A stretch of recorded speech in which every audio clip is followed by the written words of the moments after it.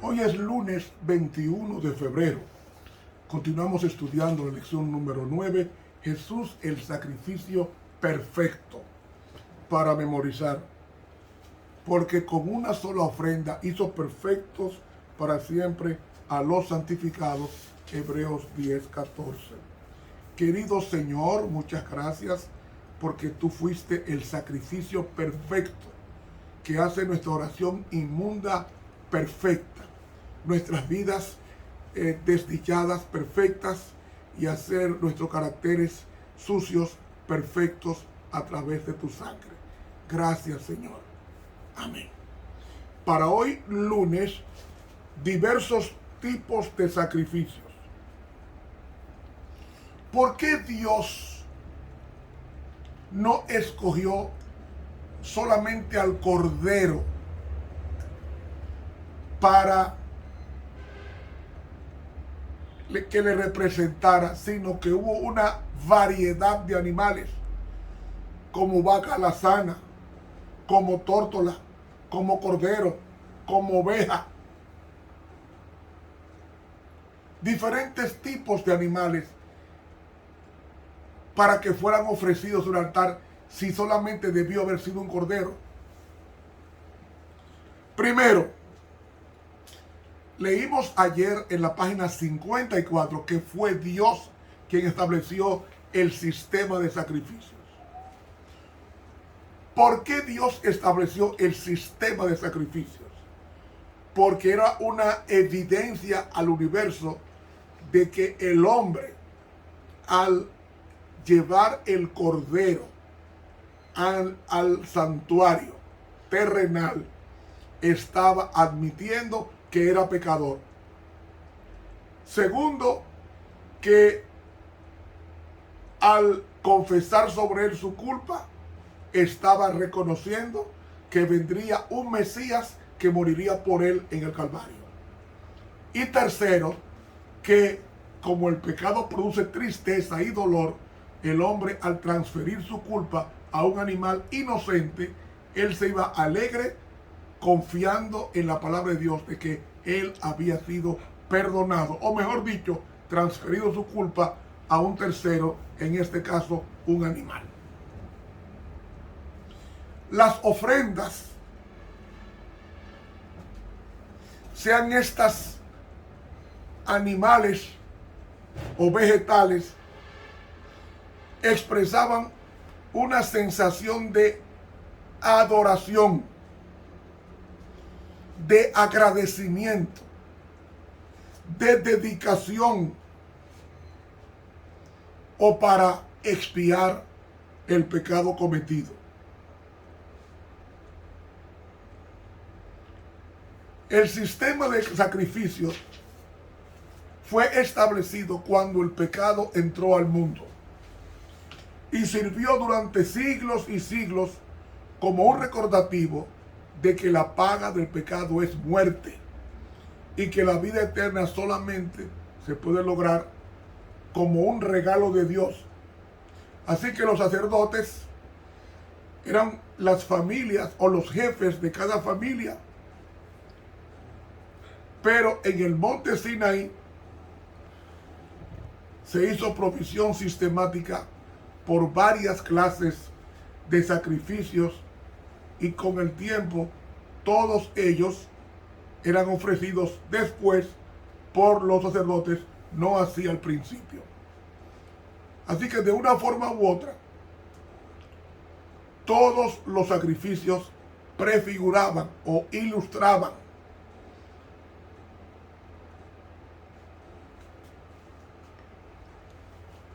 el más grande sacrificio de todos, el Cordero de Dios que quita el pecado del mundo.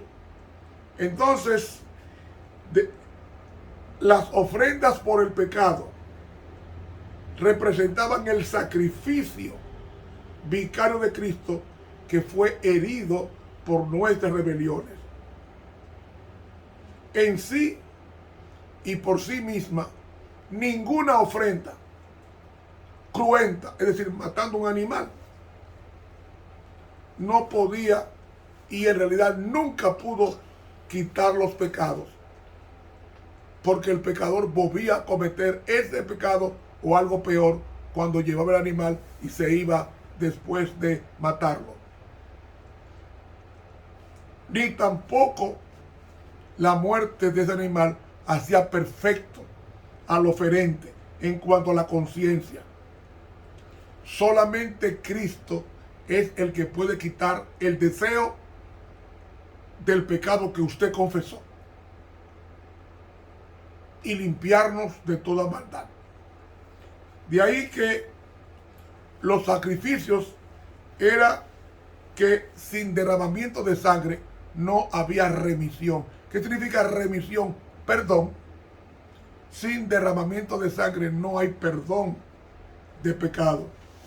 Y que la muerte era obligatoria para la persona que pecaba. Pero al confesar su culpa sobre el animal, entonces él transfería su pecado y el hombre moría biológicamente, pero no eternamente. Porque si confesó su pecado, Cristo lo resucitaría en el día postrero. Ahora, había 5 clases de sacrificios en el ritual hebreo. Y voy a leer a ustedes al libro de Efesios, el capítulo 5, comenzando el versículo, Efesios capítulo 3, comenzando el versículo 14 hasta el versículo 19. Por esta causa doblo mis rodillas al Padre de nuestro Señor Jesucristo, del cual es nombrada toda la parentela en los cielos y en la tierra, que os dé, conforme a las riquezas de su gloria, el ser corroborados con potencia en el hombre interior por su Espíritu. Que habite Cristo por la fe en vuestros corazones, para que, arraigados y fundados en amor, podáis bien comprender con todos los santos cuál sea la anchura y la longura y la profundidad y la altura, y conocer el amor de Cristo que excede a todo conocimiento, para que seáis llenos de toda la plenitud de Dios. Ese era el propósito en los sacrificios, de que, como dice al final, para que seamos llenos de toda la plenitud de Dios, es decir, para que volvamos a ser lo que éramos antes del pecado. Porque el pecado casi borró por completo la imagen de Dios. No por completo, casi. ¿Y qué es la imagen de Dios? La imagen de Dios es la vida de Cristo implantada en el hombre. Entonces el hombre ama, bendice, hace el bien. Eso es el carácter de Dios. No mata, no roba, no calumnia, no adulteria. Ese es el carácter de Dios. Pero cuando el hombre peca, comienza el hombre a hacer todo lo contrario a lo que dice la ley de Dios. Y mata, y roba, y miente, y codicia, y adultera. Todos esos pecados fueron borrando poco a poco la imagen de Dios en el hombre. ¿Qué hace Cristo? Viene y con su muerte le dice al hombre: mira, yo he venido para que tú tengas vida y para que la tengas en abundancia. Como yo quiero que tú la tengas en abundancia y yo soy la vida, acéptame a mí. Y al aceptarme a mí, yo iré reponiendo mediante el Espíritu Santo el carácter desdibujado mío en tu persona. Entonces, cuando nosotros nos arrepentimos y nos bautizamos en el Señor, según Hechos 2:38, Él nos da el don del Espíritu Santo. ¿Para qué? ¿Para hacer milagros? No. El don del Espíritu Santo Dios nos lo da primariamente para ofrecer el milagro de Dios en nosotros, que significa reforma, transformación, corrección, cambio de vida. Y la persona deja de matar, deja de robar, deja de adulterar, porque el Espíritu Santo está implantando, una nueva naturaleza imputada y desarrollándose con el permiso de la persona que se arrepintió. Pero Dios estableció el sistema de ofrendas en el Edén, lo hace perfecto cuando en el Sinaí Dios le dice a Moisés cómo sería el ritual que él presentaría y ofrecería en el santuario hasta la venida del Mesías, porque todos ellos eran tipológicos o copias de lo que sería Cristo en su diversidad de funciones como el Señor del cielo. Entonces, estaba la ofrenda de holocausto. La ofrenda de holocausto tenía que ver básicamente con un cordero. Por la mañana, a las 9, se mataba el animal y se ponía en el altar de sacrificio como holocausto. Y tenía que quemarse esa ofrenda completa.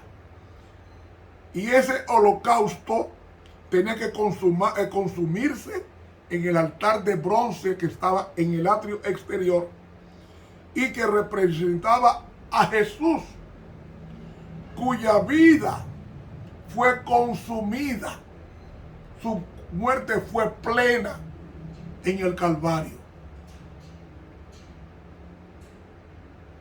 Fue plena en el Calvario. ¿Cuándo fue que Cristo fue puesto en el altar? A las 9 de la mañana que se ponía el animal. A esa misma hora fue Cristo crucificado. ¿Y a qué hora Cristo murió? A las 3 de la tarde de ese mismo día, a la misma hora que se ponía el holocausto del santuario vespertino. Hermanos, esto nos da a entender que Cristo fue consumido, su ofrenda fue completa en el altar de bronce llamado Calvario, la cruz donde él murió. Una segunda ofrenda era la ofrenda de cereales. ¿Y qué tiene que ver un cereal con Cristo? La ofrenda de cereal era una ofrenda de gratitud. ¿Gratitud por qué? Porque cada día Dios mandaba el pan.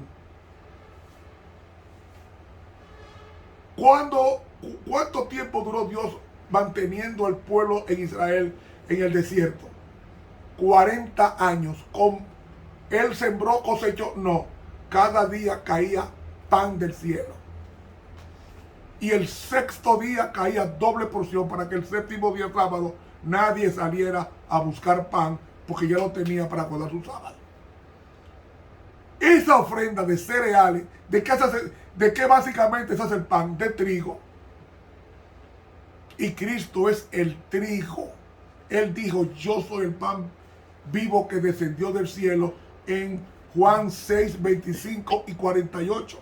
Él es el pan. Entonces, esa ofrenda de cereales se llevaba en agradecimiento por los panes o la comida, en sentido general, que el hombre recibía sin merecer nada. Era una ofrenda de gratitud. Pero había una tercera ofrenda.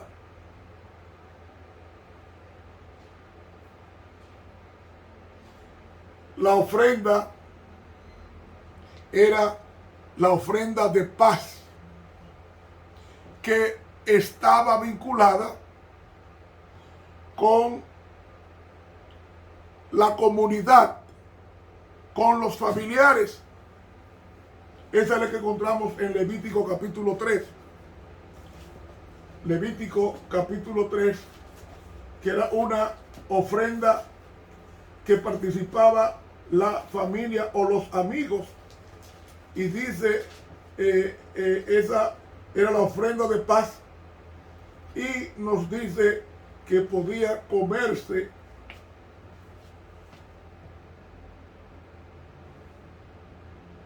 ningún cebo, se podía comer de ella, y sería ofrecida sin tacha. ¿Qué representa esta ofrenda de paz? Esa ofrenda de paz representaba la armonía, la comunión del pueblo de Dios, y también Cristo es nuestra paz. Y como Cristo es nuestra paz, nosotros debemos participar haciendo que lo que hacemos en la Santa Cena, comiendo el pan y el vino, símbolos de la sangre y el cuerpo de Cristo. Cuando participamos de esa, cuando vamos a la iglesia en la Santa Cena, estamos conmemorando ese tercer tipo de ofrenda de paz, de comer la sangre de Cristo, de tomar la sangre de Cristo y comer su cuerpo, simbolizados en el pan y el vino, dando a entender con esto de que estamos aceptando la paz de Cristo. Jesús lo dijo: la paz os dejo, mi paz os doy. Y en Romanos 5:1 nos dice: justificados pues por la fe, tenemos paz para con Dios, por medio de nuestro Señor Jesucristo. Cristo es la paz. No voy a entender nunca por qué los hermanos pelean cuando Cristo es la paz. Y debemos llevarnos bien porque estamos reunidos alrededor del Cordero, que es la paz, que nos ha hermanado, nos ha acercado, para nunca pelear como hermanos, como amigos, ni como vecinos. La cuarta ofrenda era la ofrenda por el pecado, que es la que aparece en Levítico 4. Ese animal, su sangre no se podía beber cuando era derramada. Así que ese animal, cuando era muerto, esa ofrenda era ofrenda de purificación, como dice Levítico el capítulo 4. Levítico capítulo 4 nos habla del sacrificio por el perdón, que sí era una ofrenda obligatoria, y solamente la sangre derramada y aplicada, la rociada, era la que hacía expiación, no la sangre que sobraba, vertida en el suelo. ¿Qué nos dice esto? Que el Calvario fuera inútil sin la mediación del celestial. De ahí que el sacrificio por el perdón habla del grado de culpa. Era para ese tipo de pecados no intencionales, yerros. Entonces, el sumo sacerdote llevaba el pecado del pueblo cuando comía la sangre, comía la carne, comía la carne. Y entonces, cuando el sumo sacerdote llevaba el pecado del pueblo, cuando pecaba el pueblo, cuando entraba al santuario, lo hacía en nombre del pueblo, y cuando comparecía, ellos comparecían. Es decir, el sumo sacerdote, al comer parte de la ofrenda, él estaba haciéndose responsable también en su cuerpo por la culpa del cuerpo, por la culpa del animal, del pueblo. La sangre nunca se llevaba diariamente al lugar santo, solamente en dos ocasiones: cuando el sacerdote pecaba y cuando todo el pueblo pecaba. Se llevaba esa sangre al lugar santo. Ahora, normalmente se registraba en los cuernos del altar de sacrificio en el atrio exterior. Esto implicaba que, como la sangre se vertía en tierra y una parte de ella caliente se registraba en los cuatro cuernos del altar de sacrificio, representaba con esto de que Jesús nos perdona y nos redime con su sangre. con su sangre. La última ofrenda era la ofrenda de reparación o la ofrenda por la culpa, que era los sacrificios de confesión y perdón, que eran obligatorios. Entonces, había personas que no podían llevar un cordero porque no tenían dinero, eran muy pobrecitos. Entonces llevaban 2 palominos o tórtolas. Para expiación uno y otro para holocausto. En quemarse en forma ascendente como olor grato al Señor, que aceptaba la culpa, el perdón le ofrecía a los oferentes. Esta última ofrenda era para aquella persona que había cometido errores, equivocaciones, actos no intencionales. Entonces él llevaba el animal que era ofrecido y entonces con esto reparaba el daño hecho a su prójimo, que también era hijo de Dios. Ahora bien, ¿qué nos enseñan los sacrificios en el santuario? Los sacrificios en el santuario era un medio educativo adaptado a la comprensión de la gente de aquel tiempo y tenía como propósito ayudarles a desarrollar conceptos correctos con respecto a la santidad de Dios. No hay una cosa más asquerosa. Piense en la cosa más asquerosa que usted ha olido en la tierra. Piense. ¿Materias fecales? No. Un cadáver, ay sí. Es lo que más hiede y repugna. Un cadáver descompuesto de varios días. Sin embargo, el pecado, hermano, el pecado hiede 1000 veces más que un cadáver descompuesto. Es algo asqueroso. Asqueroso. El hedor es terrible.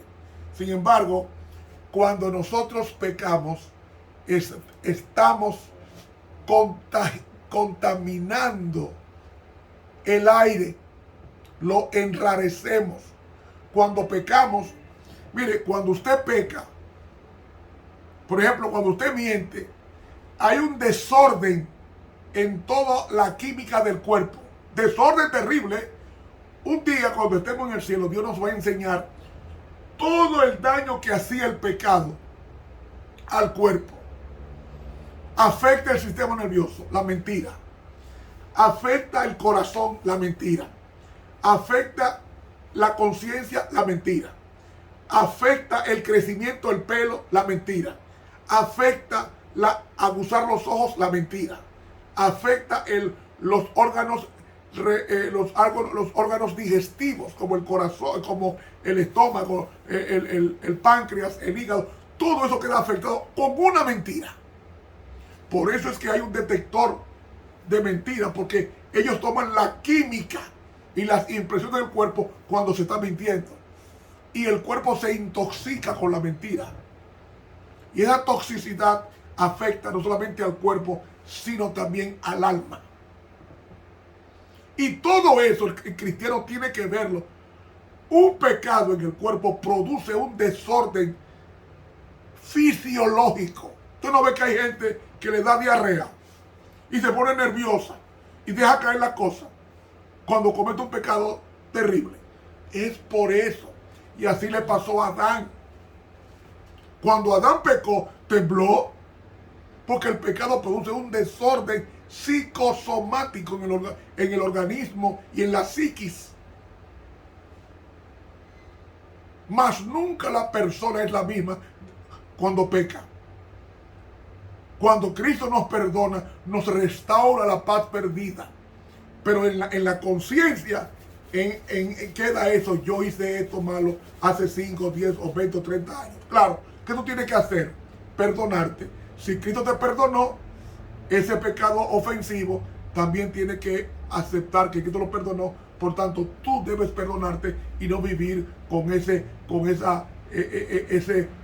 pensamiento negativo. pues ya tú fuiste perdonado. Pero el pecado es algo terrible, tan terrible, que si tú quieres saber lo malo que es el pecado, vete al Calvario. Lo que hizo el pecado a Cristo, lo desfiguró, le hinchó los ojos, le cortó las manos, los pies, el costado derecho de él. Todo lo afectó, todo. Y cuando Cristo ascendió al cielo, ascendió con esas cicatrices. El único cuerpo desfigurado que habrá en el universo es el cuerpo de Cristo, porque subió con las heridas abiertas de sus manos, de sus pies, de su costado y de sus sienes. Y cuando estemos en el cielo y nosotros nos veamos con un cuerpo hermoso y perfecto, sin mancha ni arruga, habrá un cuerpo imperfecto físicamente, el cuerpo de Cristo, que llevará las marcas de tu culpa y de mi culpa en su cuerpo por eternidad, desfigurado, con las espaldas surcadas por el látigo. Los hoyos de las manos serán para siempre, y de los pies también. El único cuerpo hermoso va a ser el tuyo. El de Jesús va a ser el único cuerpo desfigurado por tu culpa y por mi culpa. Aún así nos atrevemos a seguir pecando. Que Dios nos libre. Estuvo con ustedes el profesor Ramón Romero. Suscríbase a este canal de YouTube Ramón Romero y dele clic a la campanita. Invite a otros a que se suscriban para que la sangre de Cristo también los alcance a ellos. Pasen un feliz resto del día. Estuvo con ustedes el profesor Ramón Romero.